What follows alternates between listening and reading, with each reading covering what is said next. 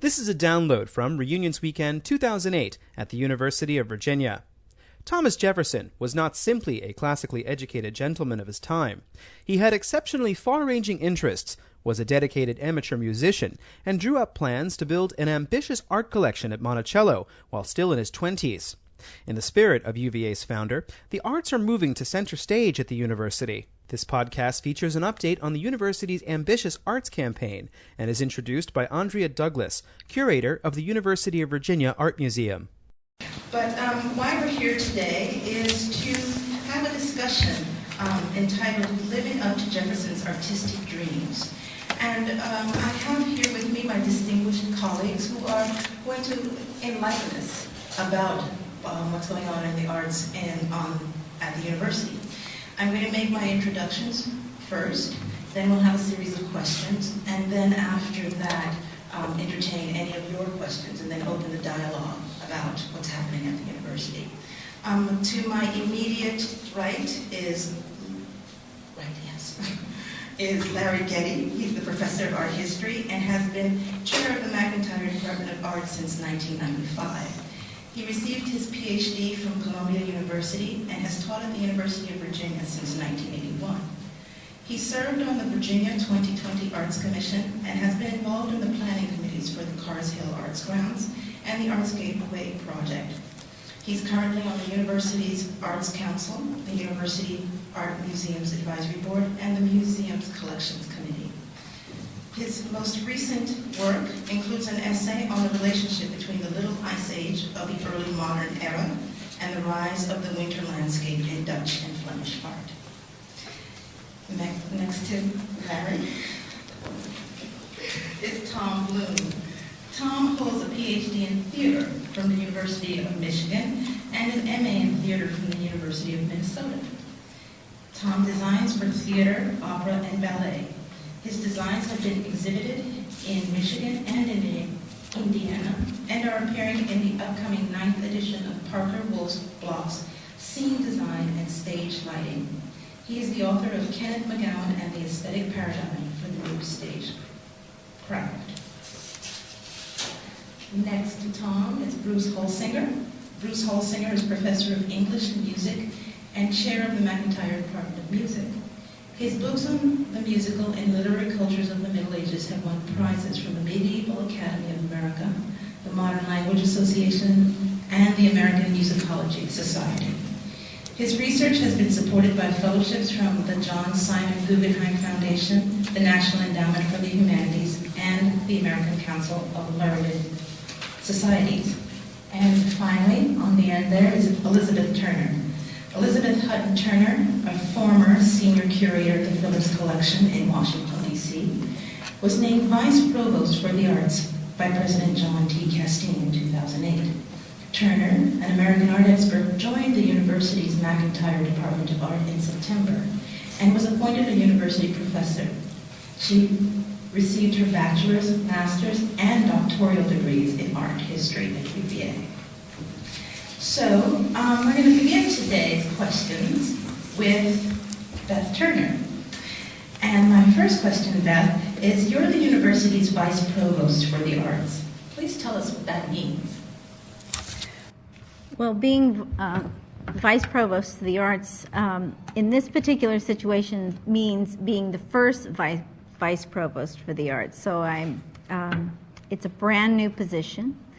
And it is quite a landmark moment to be at the University of Virginia when the arts do seem to be given a great deal of prominence, and I think that this is a new era at the university, and the idea of establishing a position in the administration where an overview can be had, where a dialogue can be established, where the members of the arts community can gather together and discuss things with one another, which is something we've all been doing over the course of the last 6 months since I've been appointed, is a very important thing.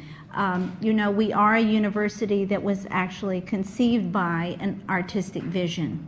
The idea that Thomas Jefferson had for The university really could not be fully understood until he actually designed it and built it as the configuration of buildings that we now know and spaces that we now know as the lawn. We also understand then that art is really at the heart of the vision for the university, and by appointing a vice provost for the arts, by allowing for the arts to really come to the table and be in dialogue and function at the level of support commensurate with the other units of the university, is exactly where we are headed. You can see with this array of projects that are shown at the back of the room here, just some of the demonstration of some of the commitment that is actually being realized and ideas that are underway. We are actively moving forward with these plans for making these connections, establishing this dialogue. My next question is directed at Tom, Larry, and Bruce. Arts admissions have significantly increased this year. We see an upward trend of students participating in arts organizations. What does this mean for your programs? Tom, I'll begin with you. The new dance minor shows great promise. Tell us what's happening with dance about its future. Maybe I should first ask if there are any dancers in the room here, or... Excellent. Everyone is a dancer. There's a ballroom down the hall. What have arts enrollments meant to dance? Well, let me say it certainly is putting a strain on space in our building.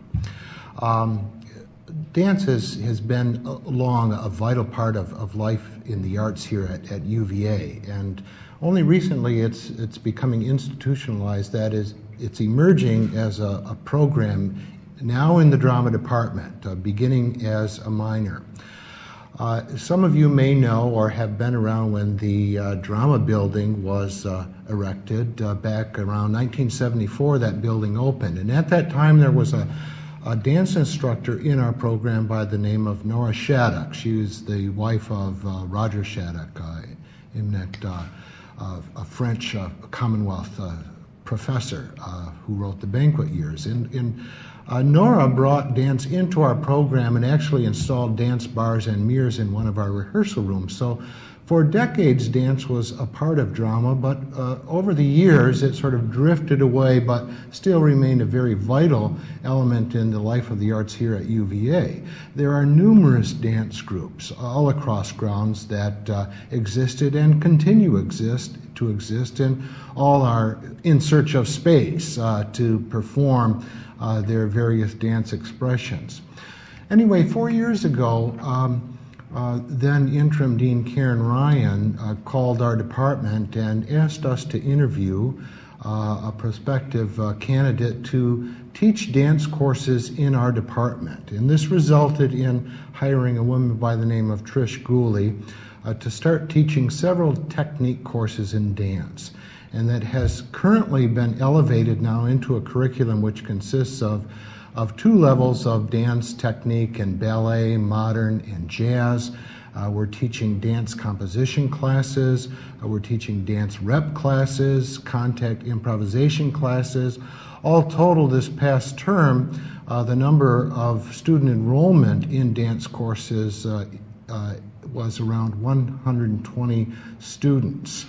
We have a minor in dance in the drama program right now, and eventually I think we hope to see a minor, or a major, emerge from the program. There are already 40 minors in this dance program actively enrolled in these technique classes, as well as performing. We've hosted 2 fully produced dance concerts this past year and continue to do so in this upcoming year.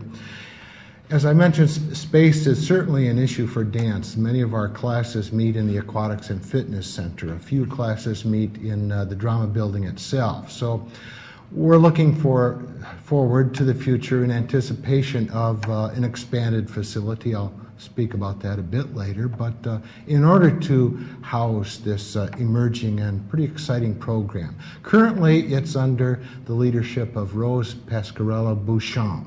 And she's doing just amazing things with the entire program, as well as maintaining her own professional company called Influx Dance, with which she's currently on tour with, on tour to various fringe festivals in Los Angeles and in Toronto throughout the summer.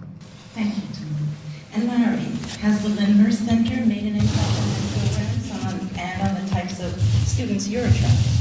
Well, it's had the Lindner Center is the result of an endowment that the parents of an undergraduate gave to us a couple of years ago, a very generous endowment. It's had a big impact on the program. I would say not necessarily so much in terms of admissions. It's very important for the ability to support student research, for sending classes to exhibitions, to allow for overnight trips to shows. It's had a big impact on the graduate program and a very big impact on faculty research. One thing I wanted to suggest, Beth reminded me of this just when she was speaking this. One of the first projects that we undertook as a group together was to meet with the Dean of Admissions and to work with admissions much more effectively, I think, to review the art supplements and the ranking of what our faculty do is review the art supplements and provide a ranking to the admissions office. And this, I think, has been taken a good deal more seriously in the admissions process. And it's certainly the case that we saw a big increase this year in the number of our top-ranked student applicants getting offers of admission and indeed accepting offers of admission. The other thing I would say is that what's going to have a gigantic impact on our attracting studio students is Ruffin Hall, and we're going to be talking about that in just a little bit. But the new studio art building, Ruffin Hall, I think this is going to have just a terrific impact on recruitment. And Bruce, you have the first music PhD program. What's the response to this offer? Oh, this has been probably the most exciting and radical change in the music department in the last decade. Has been the addition of 2 PhD programs to the McIntyre Department of Music. One in critical and comparative studies in music, which is a musicology, music history, critical studies in music PhD program. The other is composition and computer technology, where we have composers working on the cutting edge between music composition and computer technology. And we just graduated after, this is the end of the 6th year of the 2 PhD programs. We just graduated our first 3 PhDs at our ceremony just a few weeks ago. One of them got a tenure-track job at Yale, another got a postdoc at Yale, another is going to Colgate University, and we have one who's just about finished up who's got a tenure-track job at Oberlin. So we already have a very good track record, I think, for a new PhD program, and that's the bit that we can brag about. The most important thing that our graduate students do, though, is teach our undergraduates. They're deeply involved in the undergraduate curriculum and in the student experience in the arts. So one of our students right now is teaching a musicianship class as part of our undergraduate major that gives students hands-on experience. Even we get music majors who actually are very often aren't trained in music in any advanced way, but they come in to learn that as part of their experience at UVA. And he's teaching a musicianship course while also performing in and directing one of our jazz chamber ensembles. So the undergraduates get a lot of exposure to the graduate students as teaching assistants in large lecture courses, as their main instructors in some courses, and as student participants in the same performance ensembles that they're involved in themselves. So one of our missions in the department as a faculty is to teach future teachers. And that is by far the most important mission of our PhD program. So that combination of the intellectual and the pedagogical, I think, is one of the things that makes the program really exciting right now. We talked a little bit about buildings, so the next question is in fact about the buildings. The university has made major progress in developing the arts grounds. In the Cars Hill precinct, there is a renovation and expansion of existing buildings and new construction. And the Artscape is planned for the corner of Emmett and Ivy. What's happening in each of your areas, and what impact, if any, have these facilities made, or do you expect them to make on your programs? Larry, the first question is for you. Tell us about the renovation of Fairweather Hall and about the new Ruffin Hall. Yeah, the renovation of Fairweather was for art history. This was a gymnasium finished in 1894. It was then given over to the School of Architecture, what eventually became the School of Architecture. It was extensively modified in 1938, and then we renovated it completely between 2004 and 2006, and it now houses the entire art history program. The effect of this has been quite marvelous on the program because it has provided a single focused physical location for the department or for the program, and it's really fostered a kind of unity. The renovation of the building itself, the architecture itself, has had this effect, and one really quite wonderful thing is to have colleagues who really were distributed. We moved from 5 different buildings to come into this space. So the sense of an intellectual community and of the enterprise of the department of educating students is something that the facility really does foster, the actual architecture of the building. If you come over to take a look at it, you'll see that the 2 upper floors are built around a central atrium. And the sense of there being a kind of intellectual community in the architecture itself is a very, very important aspect of the building. And one thing I should say, by the way, is that I've felt for a long time that facilities were really the critical issue that was lacking in the arts at UVA, and this is something that I think is really being addressed.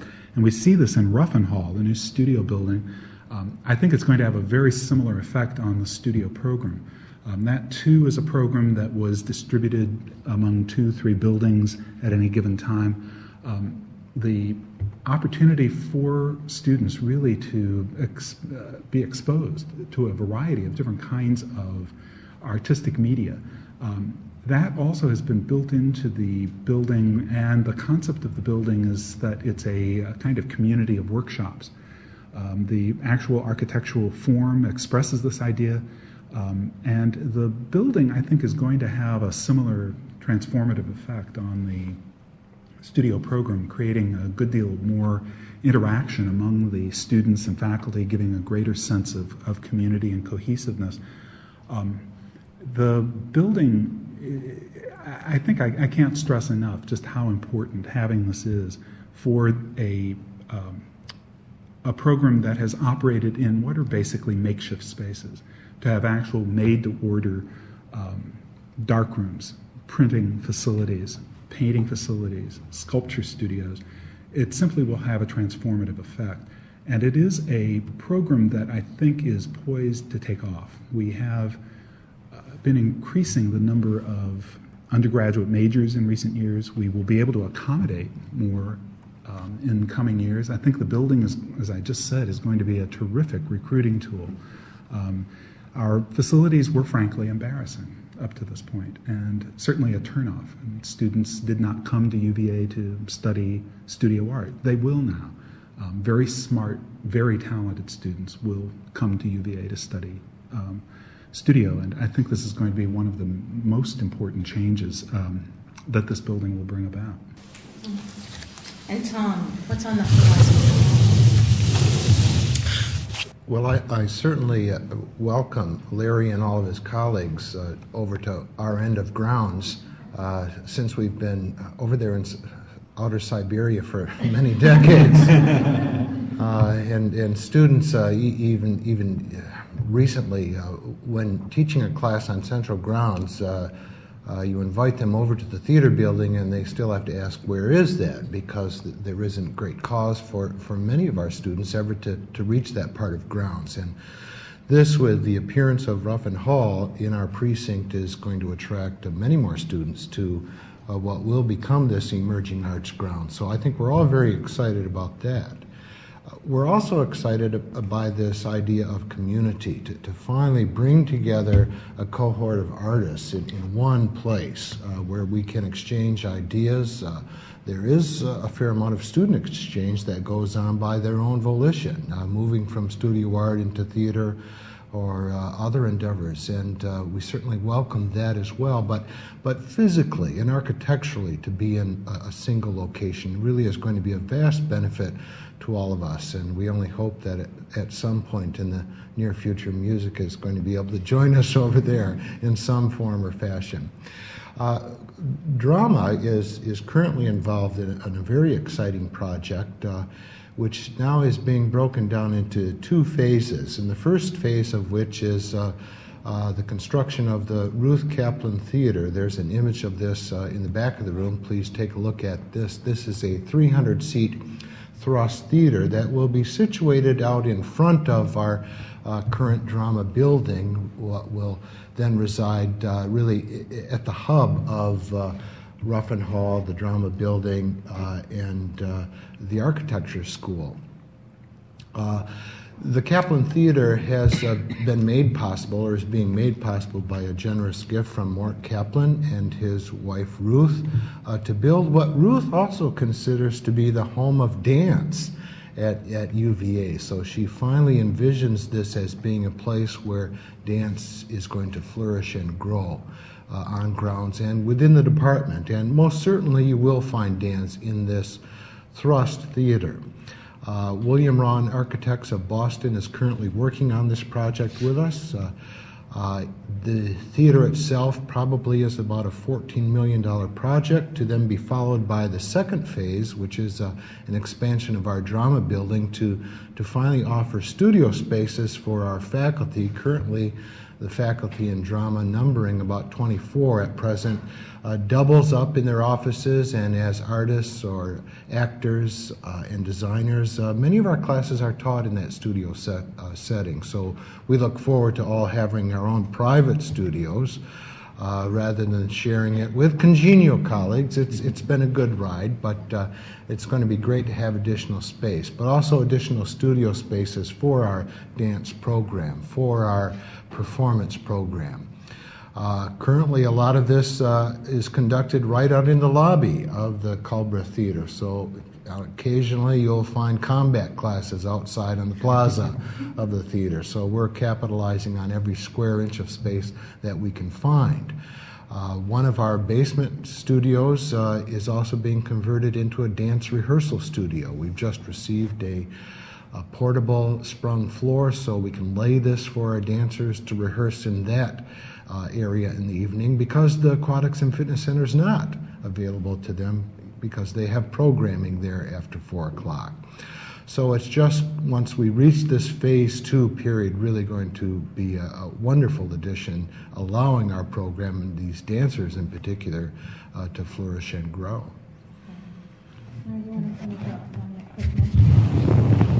I forgot to mention that we're going to move into Ruffin Hall this summer, probably from mid-July onward. We're also having some tours tomorrow. If you want to come to Fairweather at 11, we'll be taking a tour of Fairweather and then heading over to Ruffin Hall if you're interested to see it.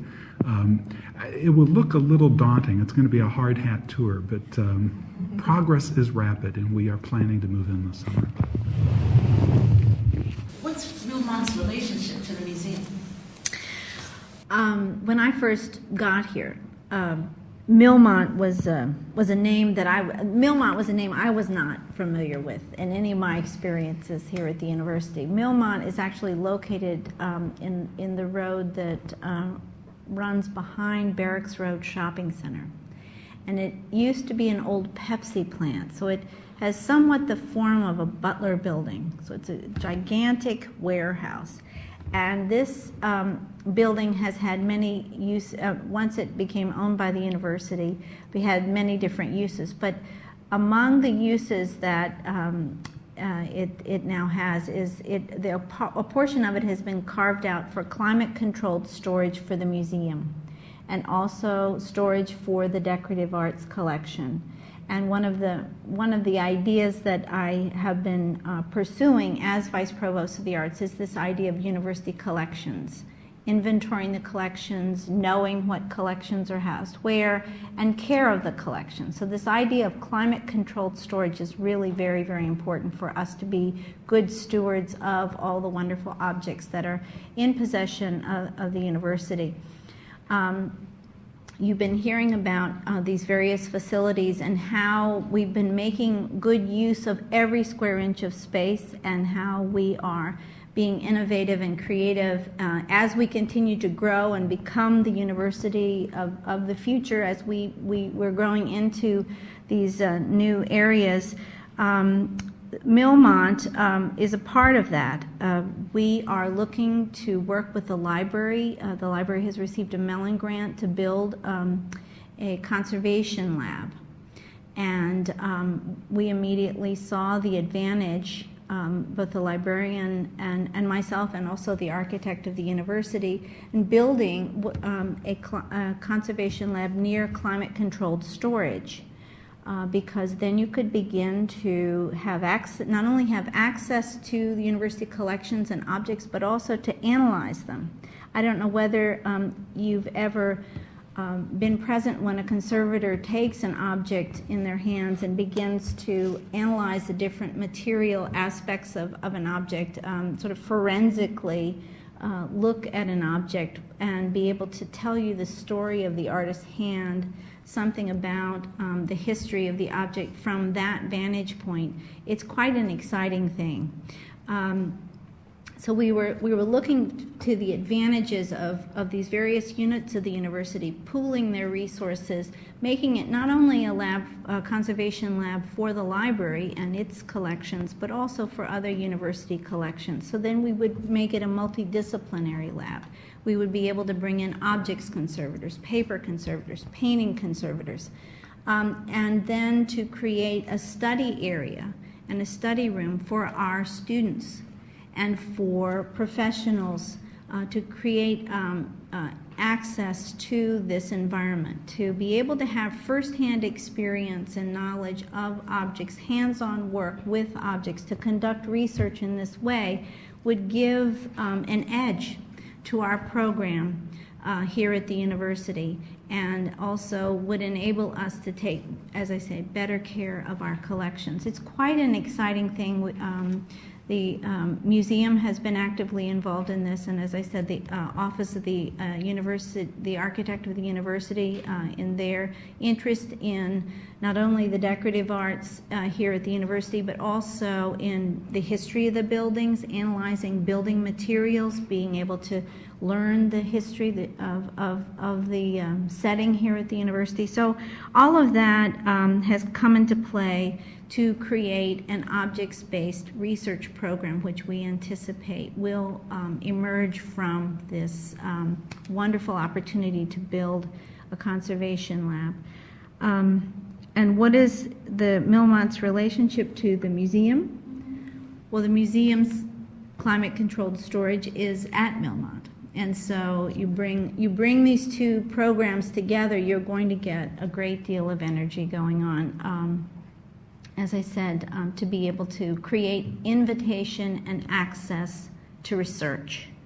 And this would be research at many different levels, but the potential is quite amazing. And we're all very, very excited about the fact that we're able to try to make this happen. The idea of a conservation lab in this region is also very, very important. One does not exist. It would be a great resource for the entire region.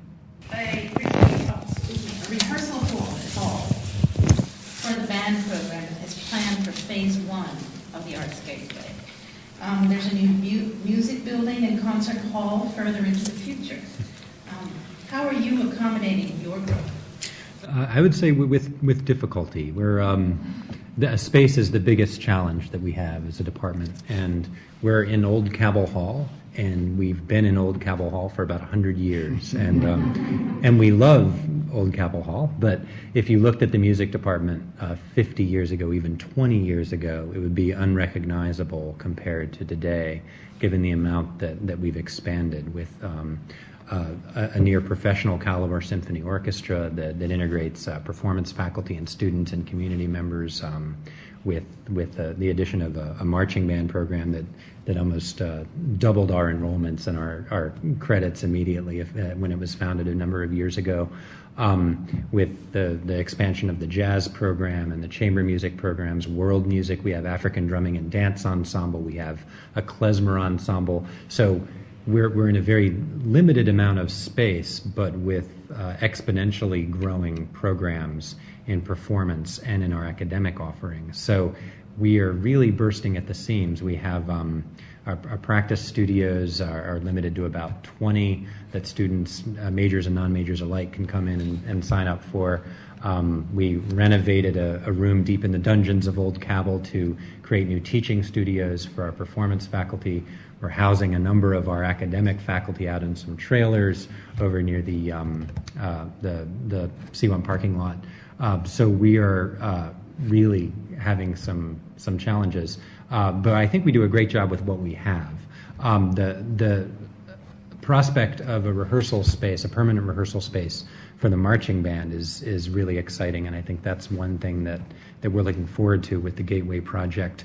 And I hope that the addition of a new music building / performing arts center is not too far in the future. It is something that that's probably over the horizon rather than on the horizon from everything that we understand. But we have our fingers crossed, and it's the thought of being able to move what we have into a new space. I like the phrase, Larry, that you used, the idea of being in makeshift spaces, which we currently are, and I think we makeshift them well, but we do need specially designed performance studios and rehearsal rooms and so on that we don't currently have.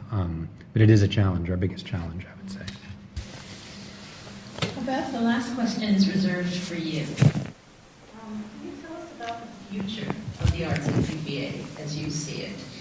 How will we attract the best and brightest students and faculty? And what in your mind sets us apart, or will set us apart? Well, as I said a minute ago, I do think this is the moment for the arts at the University of Virginia. As you heard Andrea tell you, I have 3 degrees from the University of Virginia. Actually, this is my class reunion year. I graduated from here in 1973 for the first time.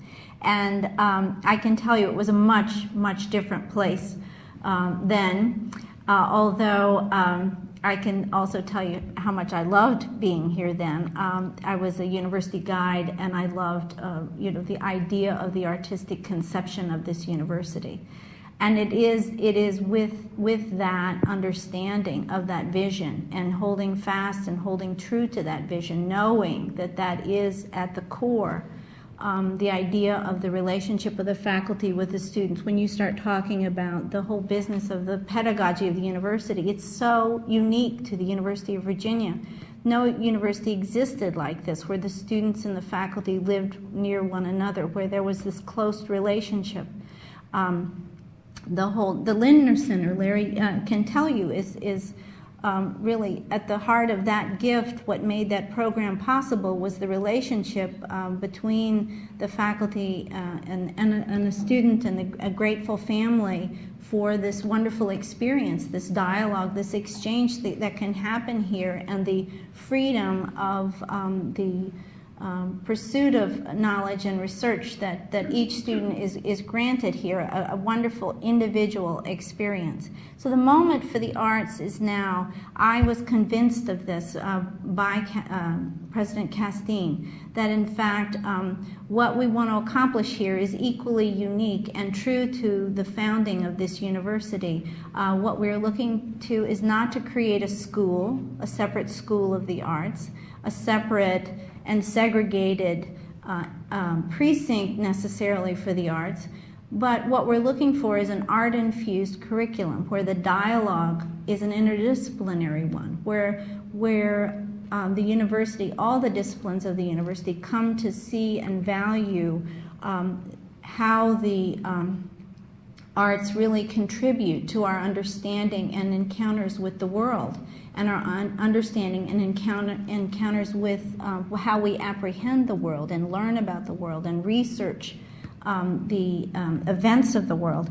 And it is knowing and seeing those patterns, knowing that the artists in our midst, the fact that our arts admissions are up, the fact that we are inviting artists into our midst, the fact that we are looking to have them in the classroom, in the seminar, with us, in the dialogue, leading the discussion in many cases. That's where we want to be. How will we attract the best and the brightest? Well, we are developing the settings for that, and we are looking to create arts as the gateway to the university. We are looking to build a new museum facility at the corner of Emmett and Ivy. We are looking to see that as the kind of vestibule, just as a vestibule of Monticello was filled with marvelous and wonderful objects, as you would find a pre-Columbian statue next to a European statue. You would find a wonderful, marvelous cabinets of objects, ways to learn by interrogating objects, looking at different cultures, opening up new avenues, new questions. That is where we are in creating a new kind of access, an access where our students will be able to work with faculty in a new way, have these settings for study, a way of studying art, and to create new dialogue between art and science. These are the kinds of topics that are going on here, and I think that we're very lucky to see how this can be accomplished in the university setting. I've come from a museum that had one of the greatest modern art collections in the world, and I left it to come here because what I was in search of was this dialogue, was this kind of exchange that can only happen in a university setting, where great ideas, great performances, new understandings, where we are in the business of creating new knowledge. And this kind of conversation, this kind of invitation, this kind of access to the arts, this arts-infused curriculum is our priority. That's our mission, and we won't stop until we get there. That's a wonderful way to end.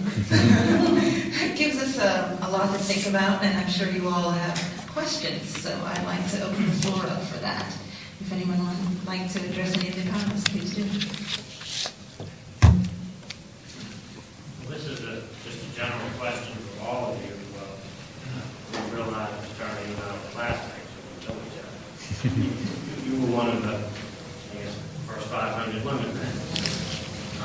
The question, though, deals with, I was not an artist major here, and it wasn't until my fourth year that I took a survey course in architectural history, that was absolutely wonderful, that I said to myself, you know, you idiot, you shouldn't just be taking history and all these other things. You really missed something. You should have been taking art courses, perhaps working in both lecture and hands-on. And what brings that to mind is, do you think it is practical or sensible to require all first-year students to take some offering in the visual, the musical, or dramatic arts as a way of not talking about the best and brightest art students who you all have been talking about, who already know the importance of it, but for the rest of us who don't, to possibly expose it? I think it's a great idea. It would immediately give us an argument for more faculty, which is always great. But it does go to the purpose of the arts at UVA is to be part of an integrated liberal arts curriculum. As Beth was saying, we are, for example, are not a school of music. We're a department that that serves our majors and non-majors by bringing them into ensembles that get out in grounds, get out in the community, and that make the arts part of that general experience for the undergraduate. And I think that it would be interesting to think about the core curriculum for the college in terms of arts as a gateway to that as well as a physical architectural gateway to the university. I think it's a great idea. I certainly don't feel that arts at all are undervalued here whatsoever. But perhaps more importantly is asking the question, is why art anyway? I mean, why should we do that? And perhaps it isn't lodged in electing any specific course or requiring some sort of course in arts education or experience. But coming to an understanding that, what is the purpose of this? Well, I guess as Beth speaks of an arts-infused curriculum, what this is, in part, as it is with the sciences or social science, in the liberal arts experience, it's about getting a sense of our bearings. And I think this is what the art experience has to offer. It places us within a context where we're able to get our bearings, to assess where we are in our world. And that's what's so important about it. And that can be communicated in so many different ways, not necessarily a course. I love the idea, but just in any class, in a social science class, in a science class as well, to recognize what those other disciplines have to offer, and art in particular. I think there are logistical problems, staffing problems to really making it a requirement for all first-year students. But one thing that I think will happen, as these new facilities are constructed, the prominence of the arts within the fabric of the institution is simply going to make them more visible and accessible. And I think we already have seen an increase in enrollments. And certainly, I've been here a really long time, since 1981. We've seen very substantial increases in enrollments in our courses in terms of numbers of majors, in terms of very much an interest in the studio program, which historically has always been quite small. So I think that the one impact of this larger arts development is going to be just the students being exposed. And in a way that I think probably was simply not available in the 1970s. So my question is very related. I'm also a member of the class of 73. And I was also in my fourth year introduced to a history of music class and an art history class. They were wonderful, and they had electives to expend. And I was wondering, what percentage of your students come dedicated to a career in the arts and a major in the arts, and which do you sort of capture through, of course, latecomers who you interest into a major? And sort of related question, how many of your majors go on to continue in the arts, and how many take this as a sort of general liberal arts education and move on to something else?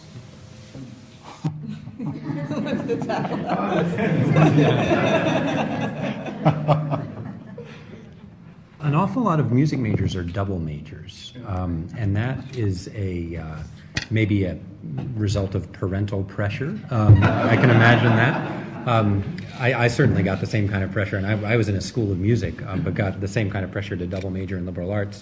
And I don't actually have statistics to hand, but I would say that it's fairly small, actually. The number of our students who are dedicated, certainly who are dedicated to pursuing a professional career in the music performing arts, is very small.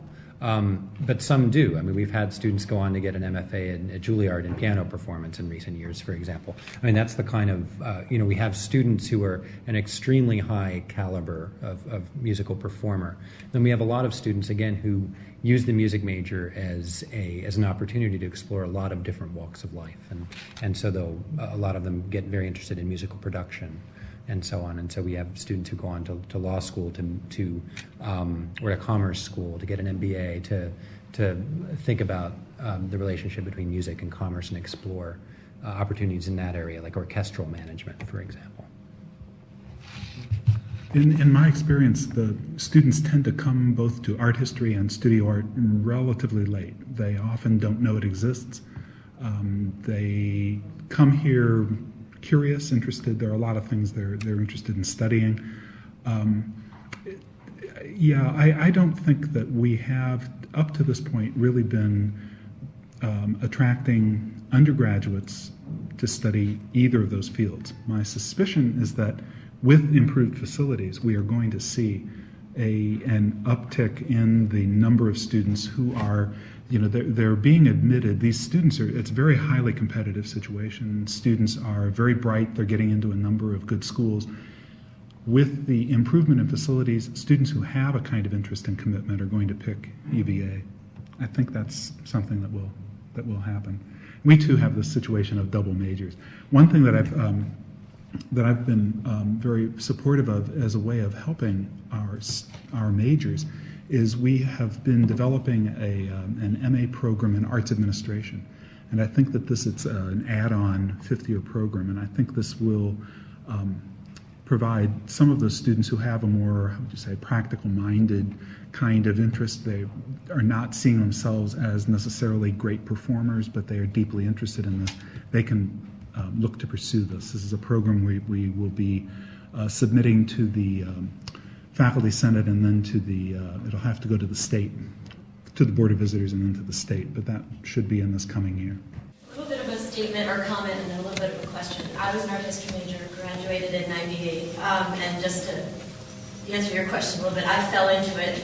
It wasn't part of a master plan, but the interesting thing is I'm actually finding right now in my career that I am using that art history degree tremendously. So I currently work in the agency world, work for a design consultancy, and I'm finding, and this is my area of interest, and this is sort of where my question comes, the intersection of design and art and business. And I find more and more it's a very relevant topic. I'm dealing with it all the time and wondering, have you thought of considering courses where you would be collaborating or working with the business school or business programs, marketing programs, and having sort of that intersection of design and art and having a strategic business point of view about it. So it was an interesting experience. I was actually able to be a guest presenter for a marketing class at the University of Washington, and taking a strategic business problem, developing a strategy around it, and then how you express that strategy visually, whether it be through a logo development or a visual language for a brand, or how a company expresses itself.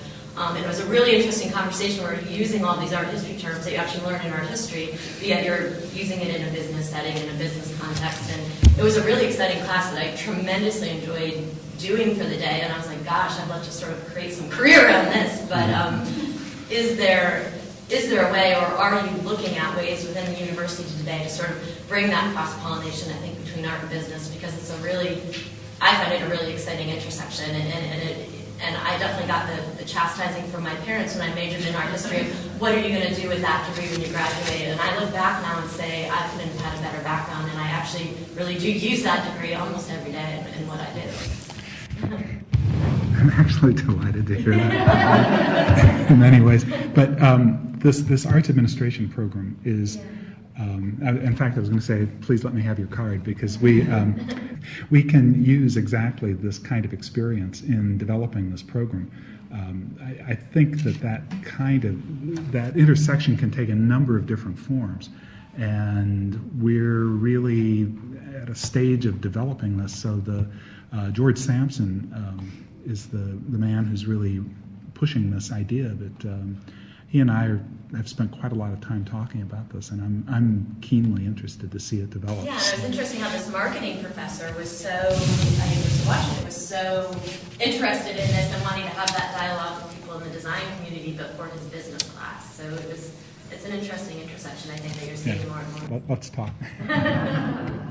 And I would imagine Larry is serious about getting your card too, because one of the things that I think we need to do a better job at is getting our arts alumni to speak about where they are and why as a result of their arts major. And I think this is a perfect example of the sort of thing that we try to find out about, with our newsletters and so on, and try to reach out to our alumni and get them speaking about what difference an arts major made to their lives.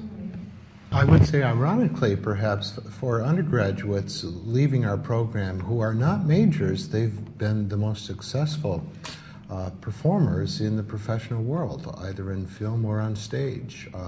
Many of them are also double majors. But many of our majors do find their way into the business sector. And I think that speaks not only of the sort of collaborative nature, certainly of drama, you have to be able to work with people, but it also speaks highly of the total liberal arts experience at UVA. You're prepared to walk into the world, into many different settings. And I think that's what you were enabled to do.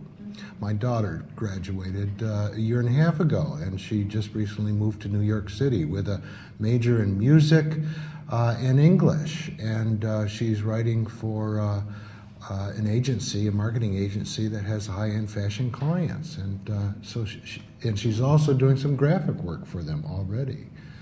But working in that entire angle. She's not playing the violin for them yet, but...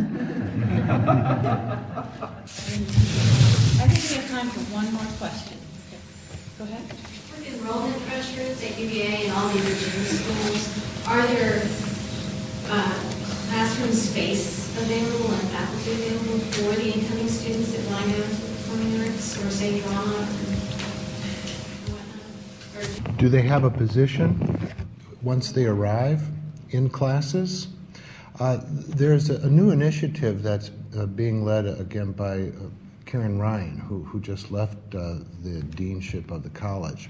And it's an Art Scholars program, and it's modeled in part on the Science Scholars program, where first-year art scholars, as they are recognized, will be coming into the programs, studio art, music, history, drama, and places will be held for these students in the introductory classes so they can get into the sequence. And another wonderful part of this program is that they will be teamed with a faculty mentor to work or research with that artist or faculty person. So certainly there's an eye into attracting those students into the program. Without a doubt, this is a very competitive world, trying to bring these students here. We've been getting tremendous help from admissions. In fact, our admit rate in the past year almost doubled. I must say, though, the accepts of students did not match that.